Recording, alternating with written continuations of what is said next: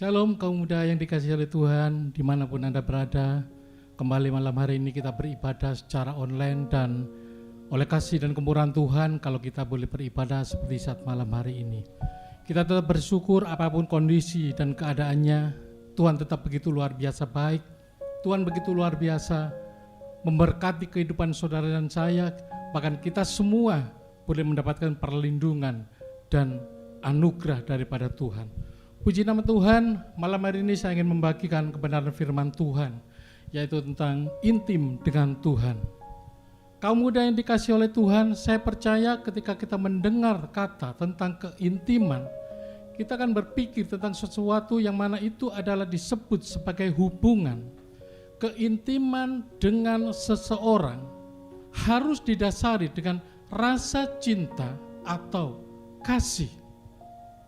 Demikian juga bila kita ingin hidup intim dengan Tuhan, harus memiliki rasa cinta atau kasih dengan Tuhan. Karena cinta itu adalah sesuatu yang nyata dan bisa dirasakan serta merupakan pengalaman pribadi seseorang. Anak-anak muda, saya percaya ketika kita mendengar kata cinta ini, itu merupakan kata yang tidak asing. Dan ada banyak anak-anak muda yang sedang menjalani atau mengalami dan memiliki pengalaman pribadi dengan seseorang.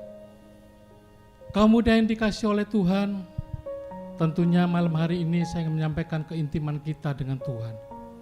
Ada beberapa hal atau bahkan 3 hal yang penting di dalam membangun satu keintiman, membangun hubungan yang erat dengan Tuhan.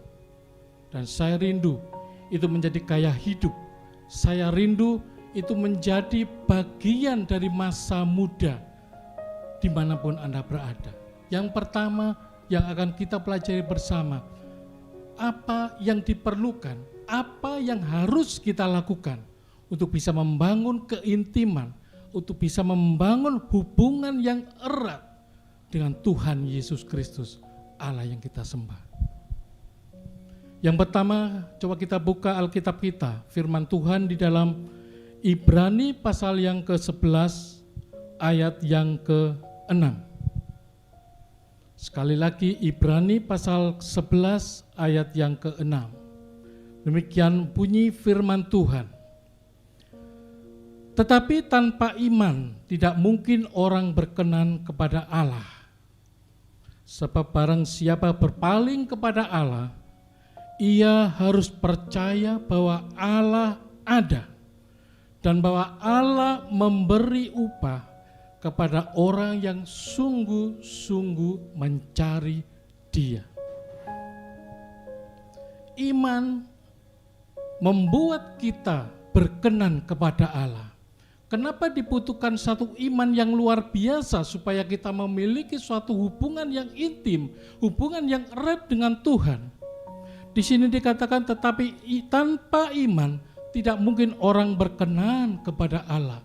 Hubungan saling mengasihi, hubungan yang intim, hubungan yang erat harus diawali dengan sesuatu di mana satu sama lain saling mengenal. Dan itu bisa kita dapatkan ketika kita memiliki iman yang luar biasa. Tanpa iman tidak mungkin orang berkenan kepada Allah.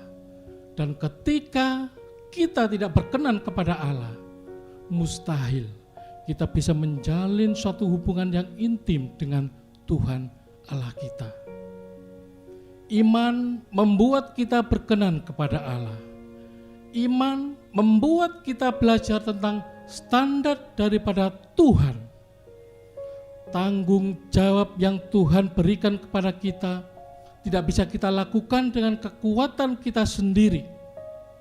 Saya mau katakan, kita perlu pertolongan Tuhan supaya kita tidak mengalami kegagalan. Kaum muda yang dikasihi oleh Tuhan dimanapun Anda berada. Tetapi yang menjadi pertanyaan kita malam hari ini, seberapa besar iman kita, iman percaya kita kepada Tuhan Allah kita. Karena itu akan membuat bagaimana hubungan kita dengan Tuhan. Sekali lagi firman Tuhan tadi mengatakan, tanpa iman tidak mungkin orang berkenan kepada Allah. Sedikit saja imanmu berkurang, percayamu berkurang kepada Allah, Anda dan saya bisa tidak berkenan kepada Tuhan. Dan itu akan mempersulit, menghambat kita memiliki satu hubungan yang intim dengan Tuhan. Krisis iman bisa terjadi kepada siapa saja. Krisis iman akan terjadi bila kita tidak mengikuti pimpinan daripada Tuhan.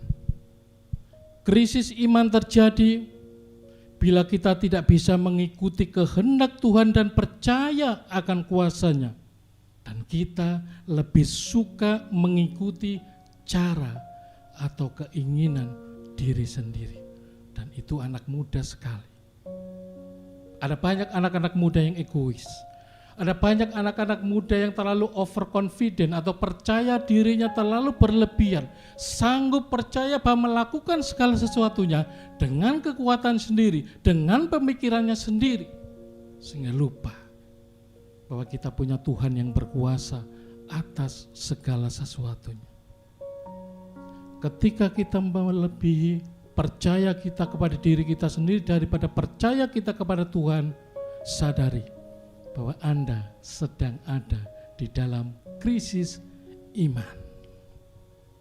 Dan ini tidak boleh terjadi di masa muda saudara. Karena apa? Ini bisa menghambat hubungan, relasi, keintiman kita dengan Tuhan. Ketidakpercayaan kita akan kuasa daripada Tuhan. Ketidakpercayaan kita bahwa Tuhan mampu, sanggup menolong hidup kita, masa muda kita, itu akan menjadikan kita mengalami krisis iman. Musa ketika dia dipercaya, ditunjuk oleh Tuhan untuk memimpin bangsa Israel keluar dari Mesir, dia sempat mengalami krisis iman. Dia tidak percaya akan kemampuannya sendiri. Dia melupakan bahwa yang menyuruh, yang mengarahkan dia untuk memimpin Israel pada saat itu adalah Tuhan yang berkuasa. Dia mengandalkan kekuatan diri sendiri. Dan dia berkata, Tuhan, aku ini apa? Aku tidak bisa, aku tidak mampu. Dia mengalami kesulitan. Dia berpikir dengan pola pikirnya sendiri. Dia berjalan dengan caranya sendiri. Dan dia merasa tidak sanggup. Krisis iman terjadi juga pada Musa. Malam hari ini, kaum muda yang dikasihi oleh Tuhan, melalui ibadah online dimanapun Anda berada, mari kita mantapkan percaya atau iman kita kepada Tuhan. Masa muda bukan masa yang mudah untuk kita lalui. Masa muda adalah bukan masa yang mudah untuk kita jalani. Ada banyak tantangan, ada banyak halangan, ada banyak batu-batu terjal yang akan menghalangi langkah-langkah kita. Tidak semakin mudah dunia ini. Tetapi percaya ketika kita memiliki iman, Allah sanggup menolong hidupmu. Itu akan memampukanmu untuk intim dengan Tuhan. Dan saat kita intim dengan Tuhan, percaya kuasa Tuhan menjadi nyata dan sempurna di dalam hidupmu. Percaya kepadanya, percaya kepada rancangannya, percaya bahwa dosa kita ditebusnya, dan percayalah bahwa masa depan kita ada di tangan Tuhan. Tidak ada sesuatu hal yang perlu dikhawatirkan saat kita memiliki hubungan yang baik dengan Tuhan, intim dengan Tuhan. Mari kita cek masing-masing iman kita, percaya kita. Mungkin Anda mengatakan bahwa saya sudah beribadah, saya sudah melayani. Tetapi sekali saja kita meragukan kuasa, kekuatan, pertolongan daripada Tuhan, itu artinya imanmu mulai mengalami krisis. Dan itu berbahaya untuk hubungan intimmu dengan Tuhan Yesus. Yang kedua, apa yang diperlukan untuk membangun keintiman dengan Tuhan? Coba kita buka di dalam Lukas pasal yang ke-9,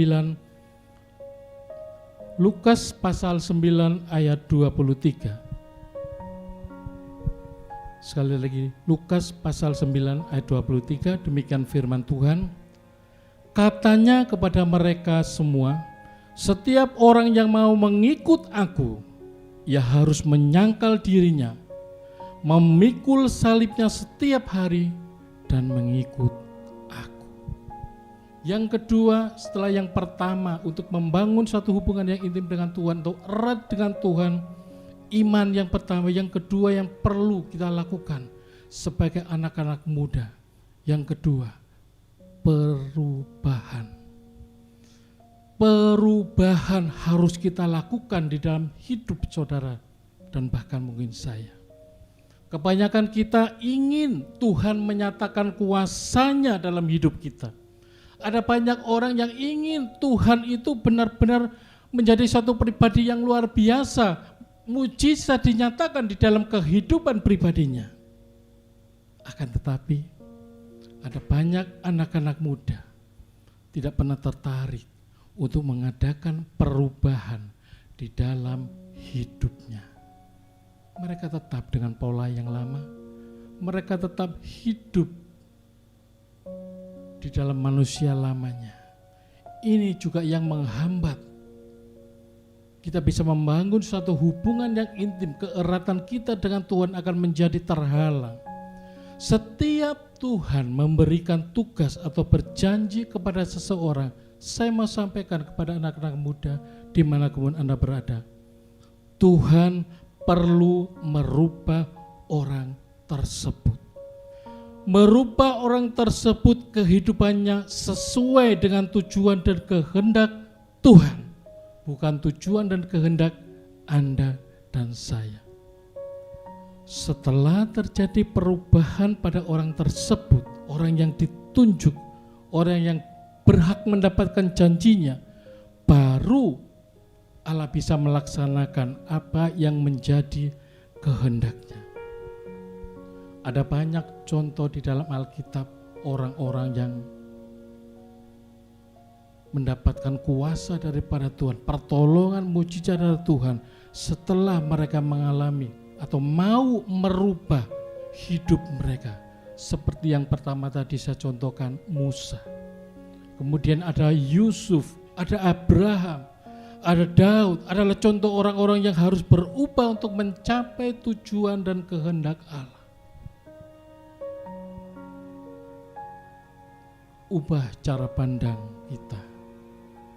Cara pandang dan cara hidup kita harus benar-benar berubah sesuai bukan dengan keinginan kita sendiri, tetapi sesuai dengan kehendak Tuhan. Saya mau katakan bahwa Tuhan lebih tahu dan mengenal betul siapa kita. Bahkan Tuhan lebih mengenal Anda, anak-anak muda dimanapun berada, daripada orang tua Anda sekalipun. Karena Dia yang membentuk seluruh kehidupanmu. Mari kita lebih mempercayai Tuhan daripada siapapun yang ada di dunia ini.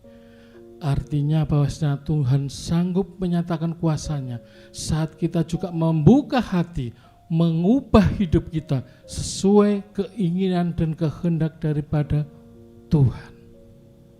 Setiap orang yang mau mengikut aku, ia harus menyangkal dirinya, memikul salibnya setiap hari dan mengikut aku. Itu adalah perubahan-perubahan yang harus kita lakukan. Lebih banyak menyangkal diri kita sendiri. Ketidakmampuan kita serahkan kepada Tuhan. Biar Tuhan yang mengubah hidup saudara dan saya. Sekali lagi, ada banyak orang yang ingin Tuhan menyatakan kuasa-Nya di dalam hidupnya, tetapi tidak mau berubah, menuruti sesuai dengan kehendak Tuhan. Ada banyak orang yang ingin atau rindu, Tuhan, aku rindu nyatakan kuasa-Mu di masa mudaku, tetapi tidak pernah terjadi. Kenapa? Bukan salahnya Tuhan, tetapi kenapa? Karena kita tidak pernah mau mengubah diri kita, mengubah cara pandang kita, mengubah iman kita, mengubah cara percaya kita kepada Tuhan. Kita hanya lebih senang memiliki keinginan-keinginan diri kita sendiri, melakukan apa yang kita mau. Allah tidak mau seperti itu. Malam hari ini, kalau engkau ingin atau rindu membangun keintiman dengan Tuhan, sekali lagi harus ada perubahan di dalam hidupmu. Tidak hanya hidup anak-anak muda, setiap orang-orang percaya yang memiliki kerinduan untuk bisa dekat dengan Tuhan, untuk memiliki satu hubungan yang intim dengan Tuhan, Anda dan saya harus berubah. Berubah cara pandang kita, berubah cara berpikir kita, berubah cara melakukan kita terhadap sesuatu. Semuanya harus sesuai dengan apa yang menjadi kehendak daripada Tuhan. Belajar akan kehendak Tuhan menjadikanmu bisa lebih semakin erat dekat dengan Tuhan. Yang ketiga, kita buka di dalam Yohanes pasal yang ke-14 ayat yang ke-15.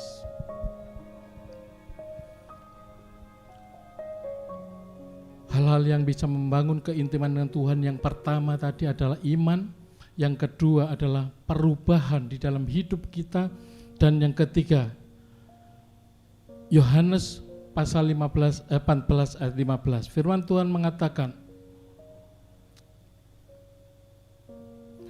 jikalau kamu mengasihi aku, kamu akan menuruti segala perintahku. Lanjut ayat yang ke-23. Di sini dikatakan, jika seorang mengasihi aku, ia akan menuruti firmanku, dan Bapakku akan mengasihi dia, dan kami akan datang kepadanya dan diam bersama-sama dengan dia. Yang ketiga, untuk menjadi satu pribadi yang memiliki hubungan yang intim dengan Tuhan, yang harus kita lakukan adalah memiliki ketaatan. Sekali lagi, memiliki ketaatan. Firman Tuhan tadi mengatakan, jikalau kamu mengasihi aku, orang yang mengasihi itu tandanya mereka akan memiliki satu hubungan yang intim. Kamu akan menuruti segala perintahku. Artinya bahwasanya Anda dan saya, kita semua orang percaya, mereka yang ingin mengalami kuasa dan mujizat Tuhan, Anda harus memiliki satu ketaatan kepada perintahnya. Ketaatan adalah tanda lahiriah yang terlihat bahwa kita mengasihi Allah. Dan upah dari ketaatan adalah kasih Tuhan yang bisa kita rasakan dan alami, yaitu kita memiliki satu hubungan yang intim dengan Tuhan. Ketaatan harus kita lakukan tanpa syarat. Tidak ada syarat apapun. Apapun yang diperintahkan oleh Tuhan, firman-Nya berkata apapun, kita harus jalani tanpa perbantahan. Allah ingin kita semua melakukan firman-Nya. Allah ingin. Kita harus mengikuti apa yang diinginkan oleh Tuhan untuk kita lakukan. Ketaatan kita kepada Tuhan sekali lagi harus tanpa syarat. Harus tanpa perbantahan. Melakukannya dengan dasar iman atau percaya. Dan ditunjukkan dengan perubahan di dalam hidup kita. Maka kita akan bisa melakukan apa yang diinginkan oleh Tuhan. Dalam situasi dan kondisi apapun, kita tetap harus taat kepada apa yang menjadi kehendak dan apa yang menjadi perintah daripada Tuhan Allah kita. Baru kita bisa dekat erat, baru kita bisa membangun hubungan yang intim dengan Tuhan. Sekali lagi mari kita bertanya kepada diri kita masing-masing. Anak-anak muda dimanapun berada, sudahkah kita memiliki ketaatan itu? Atau kita hanya taat kalau aku lagi baik? Atau kita hanya taat, kita mau melakukan firman Tuhan kalau aku lagi diberkati? Aku lagi mempunyai sesuatu yang aku inginkan? Sekali lagi saya mau katakan, ketaatan ini dilakukan atau dikerjakan tanpa syarat, tanpa perbantahan. Allah ingin kita melakukan ketaatan itu. Dan saya percaya ketika kita melakukan 3 hal, membangun hidup kita dengan iman, membangun hidup kita dengan perubahan, kemudian memiliki ketaatan di dalam menjalani hidup ini, ketaatan kepada firman-Nya. Saya percaya keintiman kita dengan Tuhan akan tetap terjaga. Dan saya juga percaya saat kita memiliki satu keintiman yang luar biasa dengan Tuhan, pasti akan menghasilkan sesuatu. Keintiman itu akan menghasilkan buah, dan buah-buah itu akan memuliakan nama Tuhan Yesus. Kamu dan dikasihi Tuhan, dimanapun Anda berada, mari kita menjaga gaya hidup kita yang selalu rindu untuk intim dengan Tuhan. Iman, perubahan, dan ketaatan harus menjadi bagian kita. Dimanapun Anda berada, biarlah kasih Tuhan memberkati kita semua. Amin. Mari kita berdoa. Kami bersyukur Tuhan, kalau malam hari ini kami boleh belajar tentang intim denganmu. Biarlah di dalam hidup kami, masa muda kami, dimanapun kami berada ya Tuhan, kami mau membangun iman kami.